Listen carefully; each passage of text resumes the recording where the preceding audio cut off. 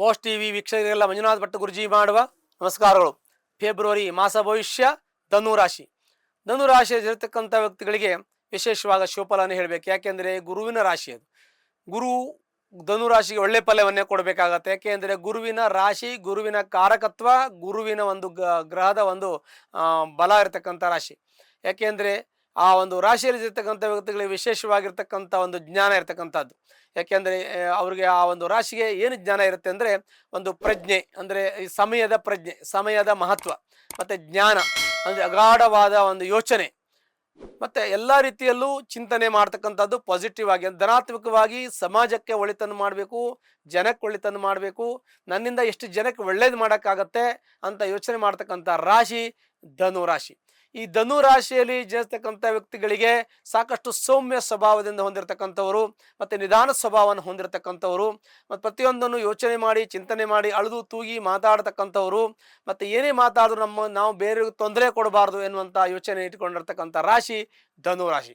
ಈ ಧನು ರಾಶಿಯವರಿಗೆ ಆರ್ಥಿಕ ಸಂಕಷ್ಟ ಬರೋದು ಭಾಳ ಕಷ್ಟ, ಕಡಿಮೆ ಅಂತ ಹೇಳ್ಬೇಕು. ಯಾಕೆಂದರೆ ಇವರೆಲ್ಲವನ್ನು ಯೋಚನೆ ಮಾಡಿ ಅಳೆದು ತೂಗಿನೇ ತಮ್ಮ ಇತಿಮಿತಿಗೆ ಸಕ್ಕದಾದ ರೀತಿಯಲ್ಲೇ ಮಾಡ್ತಕ್ಕಂಥವ್ರು. ಅಂದರೆ ನಮ್ಮ ಎಷ್ಟಿದೆ ಅಷ್ಟೇ ಮಾಡ್ತಕ್ಕಂಥವ್ರು. ಹೆಚ್ಚಿಗೆ ಏನು ಇವರು ಯಾವುದು ಮಾಡ್ಲಿಕ್ಕೆ ಹೋಗೋದಿಲ್ಲ. ಅಂದರೆ ಬ್ಯಾಡದೇ ಇರೋ ಕೆಲಸಗಳನ್ನ ಮಾಡೋಕ್ಕೆ ಹೋಗಲ್ಲ. ಅಂದ್ರೆ ಬ್ಯಾಡದೇ ಇರೋದು ಒಂಥರ ಇಲ್ಲ, ಎಲ್ಲದೂ ಬೇಕಾಗೋದೇ ಇರುತ್ತೆ. ನಮ್ಮ ಕೈಯಲ್ಲಿ ಆಗದೇ ಇರೋ ಕೆಲಸವನ್ನು ಮಾಡೋಕ್ಕೆ ಪ್ರಯತ್ನ ಮಾಡೋಕ್ಕೆ ಹೋಗಲ್ಲ.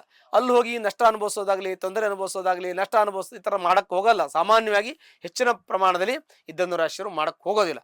ಒಂದು ವೇಳೆ ಹೋದರು ಅಂತಂದರೆ ಅವರು ಯೋಚನೆ ಮಾಡಿ ಹೋಗಿರ್ತಾರೆ, ಅವರಿಗೆ ಒಳ್ಳೆಯದೇ ಆಗಿರ್ತದೆ ಅಂತ ನಾವು ಹೇಳಬೇಕು. ಅಕಸ್ಮಾತಾಗಿ ಒಳ್ಳೇದಾಗಿರಲಿಲ್ಲ ಅಂದರೆ ಜಾತಕ ದಶಾಭುಕ್ತಿಯಲ್ಲಿ ಏನಾದರೂ ತೊಂದರೆ ಇದ್ದರೆ ತೊಂದರೆ ಆಗುವಂಥ ಸಾಧ್ಯತೆಗಳು ಇರ್ತವೆ.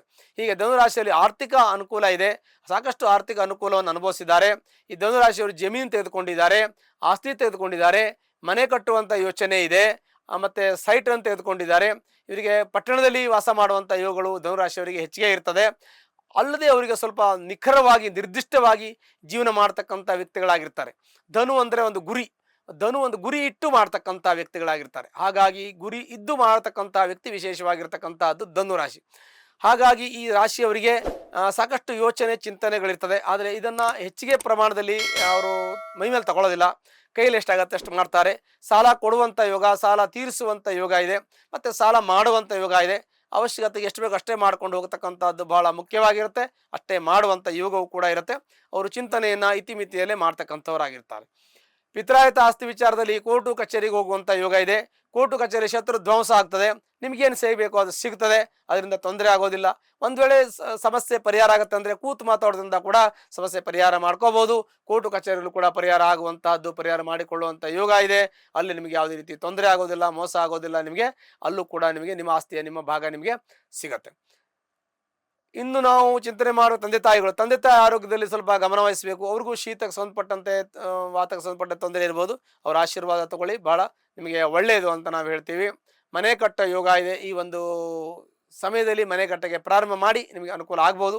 ನಿಮ್ಮ ಜಾತಕ ಒಂದು ಸಲ ಪರಿಶೀಲನೆ ಮಾಡ್ಕೊಳ್ಳಿ. ಆ ಯೋಗಗಳು ಎಲ್ಲ ಕಡೆಯಿಂದ ಕೂಡಿ ಬಂದರೆ ಭಾಳ ಮುಖ್ಯವಾಗಿರ್ತದೆ. ಗುರುವಿನ ಅನುಗ್ರಹವು ಕೂಡ ನಿಮಗೆ ಇರಬೇಕಾಗ್ತದೆ. ಇನ್ನು ಕೆಲವೇ ದಿನಗಳಲ್ಲಿ, ಕೆಲವೇ ತಿಂಗಳುಗಳಲ್ಲಿ ನಿಮಗೆ ಗುರು ಅನುಗ್ರಹ ಬರ್ತದೆ. ಗುರು ಅನುಗ್ರಹಕ್ಕೆ ಕಾಯಬೇಕು. ಇವಾಗ ಗುರು ಪೂರ್ಣ ಅನುಗ್ರಹ ನಿಮಗಿಲ್ಲ. ವಿಕ್ರಮ ಸ್ಥಾನದಲ್ಲಿ ಶನಿ ಇದ್ದಾನೆ. ಯಾವುದೇ ಕೋರ್ಟು ಕಚೇರಿ ವ್ಯಾಜ್ಯದಲ್ಲಿ ಶತ್ರು ಧ್ವಂಸ ಆಗ್ತದೆ. ಯಾವುದೇ ಕೆಲಸ ಕಾರ್ಯಗಳಲ್ಲಿ ಜಯ ಸಿಗುತ್ತೆ, ನೇಮ್ ಆ್ಯಂಡ್ ಫೇಮ್ ಬರುತ್ತೆ. ನಿಮಗೆ ಯಾವುದೇ ರೀತಿ ತೊಂದರೆ ತೊಡಗಳು ಬಂದರೂ ಕೂಡ ನಿಮಗೆ ಅದನ್ನು ಗೆಲ್ಲುವಂಥದ್ದು, ಸಾಧಿಸುವಂಥ ಸಾಮರ್ಥ್ಯ ನಿಮಗಿದೆ. ಏನೇ ಚಾಲೆಂಜ್ ತಗೊಂಡ್ರು ಗೆಲ್ಲಬಹುದು. ಆದರೆ ನಿಮ್ಮ ಜಾತಕವನ್ನು ನೋಡ್ಕೊಳ್ಳಿ. ಅಲ್ಲಿ ದಶಾಭುಕ್ತಿ ಚೆನ್ನಾಗಿದ್ದರೆ ನಿಮಗೆ ಅನುಕೂಲ ಆಗುತ್ತೆ ಅಂತ ನಾವು ನಿಮಗೆ ಹೇಳೋದು ಭಾಳ ವಿಶೇಷವಾಗಿರ್ತಕ್ಕಂಥದ್ದು. ಇನ್ನೂ ನಿಮ್ಮ ವಿಚಾರ, ಮನೆ ಕಳ್ತನ ಆಗ್ತಕ್ಕಂಥದ್ದು, ವಾಹನ ಕಳ್ತನ ಆಗ್ತಕ್ಕಂಥದ್ದು, ಒಡವೆ ಕಳ್ತನ ಆಗ್ತಕ್ಕಂಥ ಇವುಗಳಿದೆ. ನಿಮ್ಮ ವ್ಯವಸ್ಥೆಗಳನ್ನು ಭದ್ರವಾಗಿಟ್ಕೋಬೇಕು. ಹಣಕಾಸು ವಿಚಾರ ಆಗಿರಲಿ, ಒಡವೆ ಆಗಿರಲಿ, ಮನೆ ಆಗಿರಲಿ, ವಾಹನ ಆಗಿರಲಿ, ಸ್ವಲ್ಪ ಭದ್ರತೆ ಕಾಪಾಡಬೇಕು. ಕಳ್ತನ ಆಗುವಂಥ ಸಂದರ್ಭಗಳು ಕೂಡ ಕೂಡಿ ಬರಬಹುದು. ಅಲ್ಲಿ ಭಾಳ ವಿಶೇಷತೆ ಇರುತ್ತೆ. ಜಾಗ್ರತೆ ವಹಿಸೋದು ಭಾಳ ಮುಖ್ಯ. ಮಕ್ಕಳು ಒಳ್ಳೆ ವಿದ್ಯಾವಂತರು, ಬುದ್ಧಿವಂತರಾಗ್ತಾರೆ, ಜ್ಞಾನವಂತರಾಗ್ತಾರೆ. ನಿಮ್ಮ ಮಕ್ಕಳು ಹೊರದೇಶಕ್ಕೆ ಹೋಗಿ ಪ್ರಯಾಣ ಮಾಡಿ ಓದ್ಕೊಂಡು ಬರ್ಬೋದು, ಇಲ್ಲ ಓದಕ್ಕೆ ಹೋಗ್ಬೋದು. ನಿಮ್ಮ ತಂದೆ ತಾಯಿ ಹತ್ರ ಇಲ್ಲಿ ದೂರದಲ್ಲಿ ಇದ್ದವರು ಓದಿ ವಿದ್ಯಾಭ್ಯಾಸವನ್ನು ಮಾಡಿ, ಅವ್ರು ಒಳ್ಳೆಯ ಕೆಲಸವನ್ನು ಮಾಡಿ, ಸಂಪಾದನೆ ಮಾಡಿ, ಮನೆ ಕಡೆ ಒಳ್ಳೇದು ನೋಡೋದು, ನಿಮ್ಮ ತಂದೆ ತಾಯಿಯನ್ನು ಒಳ್ಳೆ ರೀತಿಯಲ್ಲಿ ನೋಡುವಂಥ ಯೋಗ. ಅಂದರೆ ತಂದೆ ತಾಯಿಯನ್ನು ಚೆನ್ನಾಗಿ ನೋಡ್ಕೋತಾರೆ ಈ ಒಂದು ಧನುರಾಶಿಯವರ ಮಕ್ಕಳು ಅಂತ ಹೇಳ್ತೀವಿ. ಯಾಕೆಂದರೆ ಗುರುವಿನ ರಾಶಿ, ಯಾಕೆಂದರೆ ಅವ್ರಿಗೆ ಒಂದು ವಿಶೇಷವಾಗಿರ್ತಕ್ಕಂಥ ಒಂದು ಗುರುವಿನ ಅನುಗ್ರಹ ಮತ್ತು ಆ ಒಂದು ಚೈತನ್ಯ ಇರೋದ್ರಿಂದ ಅವ್ರು ಹಾಗಿರ್ತಾರೆ ಅಂತ ನಾವು ಹೇಳಬೇಕಾಗಿದೆ. ದಾಂಪತ್ಯದಲ್ಲಿ ಸ್ವಲ್ಪ ಮಟ್ಟಿಗೆ ಮನಸ್ತಾಪ ಕಲಹ ಅಸಮಾಧಾನ ಇರುತ್ತೆ, ಅದು ಕೂತ್ಕೊಂಡು ಮಾತಾಡಿ ಸಮಸ್ಯೆ ಸರಿ ಹೋಗುತ್ತೆ ಅಂತ ತೊಂದರೆ ಇದ್ರೆ ನಿಮ್ಮ ಜಾತಕ ನೋಡಿ, ಇಲ್ಲ ಅಂದರೆ ಕಷ್ಟ ಇಲ್ಲ ಅಂತ ನಾವು ಹೇಳ್ತೀವಿ. ಆಯುಷ್ಯ ಪ್ರಮಾಣ ತುಂಬ ಚೆನ್ನಾಗಿದೆ, ಪೂರ್ಣಾಯುಷ್ಯ ಯೋಗ ಇದೆ. ಹಾಗಾಗಿ ನಿಮಗೆ ಒಳ್ಳೆ ಭಾಗ್ಯ, ಯೋಗ, ಆಯುಷ್ಯ, ಆರೋಗ್ಯ ಇವೆಲ್ಲ ನಿಮಗೆ ಚೆನ್ನಾಗಿರುತ್ತೆ ಅಂತ ನಾವು ನಿಮಗೆ ಹೇಳ್ತೀವಿ. ಇನ್ನು ಪ್ರಮೋಷನ್ ವಿಚಾರ, ವೃತ್ತಿಯಲ್ಲಿರ್ತಕ್ಕಂಥವ್ರಿಗೆ ಪ್ರಮೋಷನ್ ವಿಚಾರ ಮಾಡಿದ್ರೆ ಪ್ರಮೋಷನ್ ನಿಮಗೆ ಸಿಗುವಂಥ ಯೋಗ ಇರುತ್ತೆ. ಸ್ವಲ್ಪ ಕಾಲಾವಕಾಶ ಬೇಕು. ಕೆಲವು ದಿನಕ್ಕೆ ಮುಂಚೆ ಸಿಕ್ಕಿದೆ, ಲಾಸ್ಟ್ ಇಯರ್ ಸಿಕ್ಕಿದೆ, ಈಗ ಮುಂದೆ ಕೆಲವು ಸಮಯದಲ್ಲಿ ಸಿಕ್ಕದಾಗ ಹೇಳ್ತೀನಿ, ಆವಾಗ ನಿಮಗೆ ಒಳ್ಳೆ ಫಲ ಬಂದಾಗ ಹೇಳ್ತೀನಿ. ಆವಾಗ ಪ್ರಯತ್ನ ಮಾಡಿ ನಿಮಗೆ ಪ್ರಮೋಷನ್ ಸಿಗುತ್ತೆ. ಆರ್ಥಿಕ ಸಂಕಷ್ಟ ಉಂಟಾಗಿದೆ, ಆರ್ಥಿಕ ಸಂಕಷ್ಟದಿಂದ ಪರಿಹಾರ ಆಗುತ್ತೆ, ಕೆಲವು ಸಮಯ ಕಾಯಬೇಕಾಗತ್ತೆ. ಸಾಲ ಆಗುವಂಥ ಯೋಗ ಇದೆ, ಸಾಲ ಕೂಡ ಪರಿಹಾರ ಆಗುತ್ತೆ, ಅದು ಕೂಡ ತೀರಿಸುವಂಥ ಯೋಗ ನಿಮಗಿದೆ. ಕೃಷಿ ಜಮೀನನ್ನು ತೆಗೆದುಕೊಳ್ಳುವಂಥ ಯೋಗವು ಕೂಡ ನಿಮಗಿರುತ್ತೆ. ಇನ್ನು ಕೆಲವೊಂದಷ್ಟು ವ್ಯವಹಾರಗಳನ್ನು ನೀವು ಏನು ಪೆಂಡಿಂಗ್ ಇಟ್ಕೊಂಡಿದ್ದೀರಿ ಅವೆಲ್ಲ ಮುಂದಿನ ಸಮಯದಲ್ಲಿ ಆಗುವಂಥ ಯೋಗ ಕೂಡ ನಿಮಗೆ ಇರೋದ್ರಿಂದ ನಿಮಗೆ ಇದೆಲ್ಲ ಕೂಡ ಶೋಫಲ ಅಂತ ಹೇಳಬೇಕು. ಗುರುವಿನ ಅನುಗ್ರಹ ಇಲ್ಲದೇ ಇದ್ದರೂ, ಗುರುವಿನ ರಾಶಿ ಆದ್ದರಿಂದ ಗುರುವಿನ ಪೂರ್ಣ ಅನುಗ್ರಹ ಇಲ್ಲದೇ ಹೋದರೂ ಕೂಡ ಗುರುವಿನ ಒಂದು ಛಾಯೆ ನಿಮ್ಮ ಮೇಲೆ ಇರ್ತದೆ. ಹಾಗಾಗಿ ಅದು ಒಳ್ಳೆಯದಾಗುತ್ತೆ. ಉದ್ಯೋಗದಲ್ಲಿ ನಿಮಗೆ ಯಶಸ್ಸು, ಕೀರ್ತಿ, ಲಾಭ ಎಲ್ಲ ಸಿಗತ್ತೆ. ಆದರೆ ದುಡ್ಡು ಕೈಯಲ್ಲಿ ಸ್ವಲ್ಪ ನಿಲ್ಲೋದಿಲ್ಲ, ದುಡ್ಡು ಖಾಲಿ ಆಗತ್ತೆ, ಕೈಯಲ್ಲಿ ದುಡ್ಡು ನಿಲ್ಲೋದಿಲ್ಲ. ಯಾಕೆ ದುಡ್ಡು ಬರುತ್ತೆ ಹೋಗ್ತದೆ, ಯಾವಾಗಲೂ ಒಂದೇ ಥರ ಇರೋದಿಲ್ಲ, ಪರಿವರ್ತನೆ ಆಗ್ತಾ ಇರುತ್ತೆ. ನಾವು ಇವತ್ತು ಹೀಗಿದ್ದೀವಿ, ನಾಳೆ ಹೀಗಿರ್ತೀವಿ ಅಂತ ಹೇಳೋಕ್ಕಾಗಲ್ಲ. ದುಡ್ಡು ಎಷ್ಟು ಬೇಕಾದ್ರೂ ಖರ್ಚಾಗ್ಬೋದು, ಎಷ್ಟು ಬೇಕಾದರೂ ಬರ್ಬೋದು. ಹಾಗೆ ಪುರುಷನ ಭಾಗ್ಯ ನೋಡಿದವರಿಲ್ಲ ಅಂತ ಹೇಳ್ತಾರೆ. ಹಾಗಾಗಿ ಅಂಥ ವಿಶೇಷವಾಗಿರ್ತಕ್ಕಂಥ ಅದೃಷ್ಟ ನಿಮಗೆ ಯಾವಾಗಲೂ ಕೂಡಿ ಬರ್ಬೋದು. ನಿಮ್ಮ ಕೆಲಸದಲ್ಲಿ, ನಿಮ್ಮ ಉದ್ಯೋಗದಲ್ಲಿ ಪ್ರಯತ್ನವನ್ನು ನಿರಂತರವಾಗಿ ಮಾಡ್ತಾ ಇರಿ.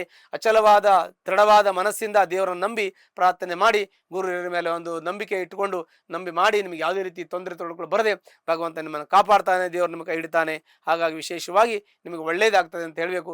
ಸಾಮಾನ್ಯ ಮಧ್ಯಮ ಫಲ ಅಂತ ಹೇಳ್ತೀವಿ, ಆದರೂ ಕೂಡ ನಿಮಗೆ ಶೋಫಲಗಳು ಹೆಚ್ಚಿಗೆ ಆಗುವಂಥ ಸಾಧ್ಯತೆಗಳು ಇದೆ. ಹಾಗಾಗಿ ನಿಮಗೆ ಒಳ್ಳೆಯದಾಗತ್ತೆ. ಒಂದು ವೇಳೆ ನಿಮಗೆ ತೊಂದರೆ ತೊಡಕುಗಳು ಏನಾದ್ರು ಇದ್ದರೆ ಅದಕ್ಕೆ ಸಂಬಂಧಪಟ್ಟಂಥ ಪರಿಹಾರ, ಹತ್ತಿರದಲ್ಲಿರತಕ್ಕಂತಹ ಒಂದು ಈಶ್ವರನ ದೇವಸ್ಥಾನಕ್ಕೆ ಹೋಗಿ ಅಲ್ಲಿ ಒಂದು ಬಿಲ್ಲುಪತ್ರೆಯ ಅರ್ಚನೆಯನ್ನು ಮಾಡಿ ಬರೋದ್ರಿಂದ ನಿಮ್ಮ ಎಲ್ಲ ಕಷ್ಟಗಳು ಪರಿಹಾರ ಹೊಂದಿ ಸುಖ ಶಾಂತಿ ಎಲ್ಲವೂ ಕೂಡ ನೆಲೆಸುತ್ತೆ.